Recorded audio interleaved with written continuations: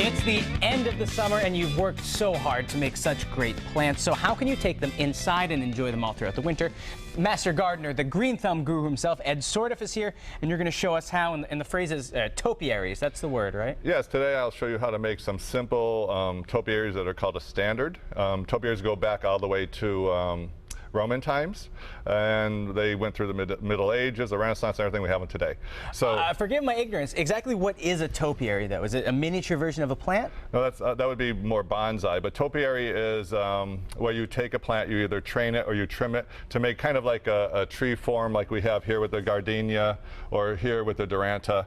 And so it has a central stem, and then it puffs out at the top. Sometimes it's like a lollipop. Sometimes they can really trim them in tight. Interesting. Okay, so how does one get started doing this? Well, there's a couple different ways. You can either go to the store, find a plant like a coleus like this, and if it has a good central stem here that was really, really straight, you could actually just trim off the sides and then top it off wherever you want its height to be.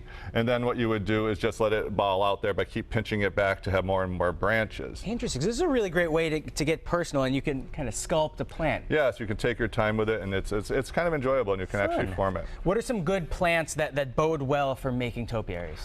Coleus does really well.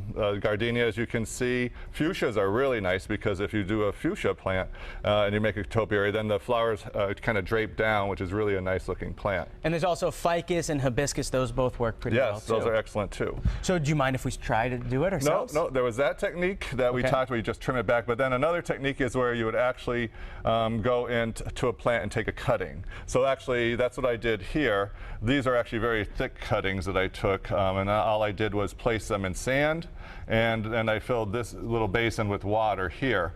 And then you can also, if you have a more difficult plant than a coleus, you can use a rooting hormone, still use your sand or your perlite, whatever you like to root your plants in. And then a nice technique to help the plants get roots and root out is to actually take some water and spray it inside the bag that you have here.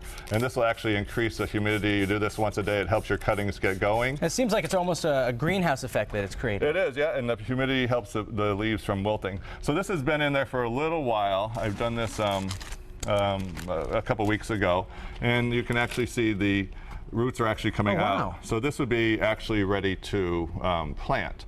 So then once you were going to do that, if you didn't have to do it already, you would actually take a stake. Okay. And I have a bamboo stake here.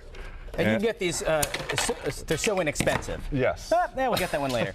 Because we want this part, the smaller part. Yes, we want the smaller part. And then all you would do is place that in there. And then you can take twist ties, and I just take the regular twist ties that you find on your bread packages. And you can just tie that up, straighten out the stem like that once you replant it, and then you're good to go. How long until you can discard the bamboo, or do we keep this forever? Well, some people keep it. If the stem isn't strong enough, you would keep it, and you just keep it with the plant itself, like a fuchsia, until they get really old and really thick stem. You can see that gardenia is probably about ready to get rid of that stem there. Because it's strong enough to hold itself up. Yes, it is, yeah. Now, I know in the past, maybe a year ago, God, time flies, but we had plants like this and we did cuttings so that we could multiply. In the spring, could you conceivably plant one of these outside in your garden and give yourself a whole brand new plant?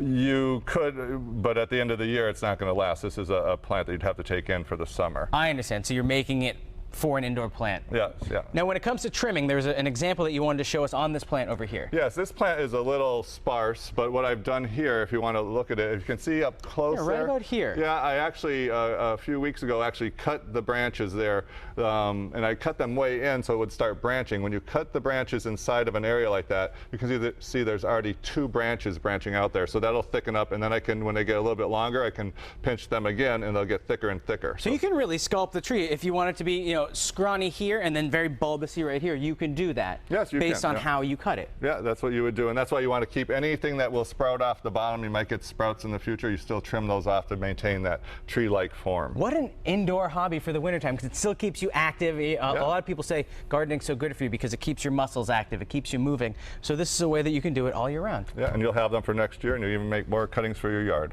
Ed, it's always a pleasure to have you here. It's good to be here. Thanks so much for stopping by today. If you want more information and more gardening tips, we have it all the time. Just visit us online, mymassappeal.com.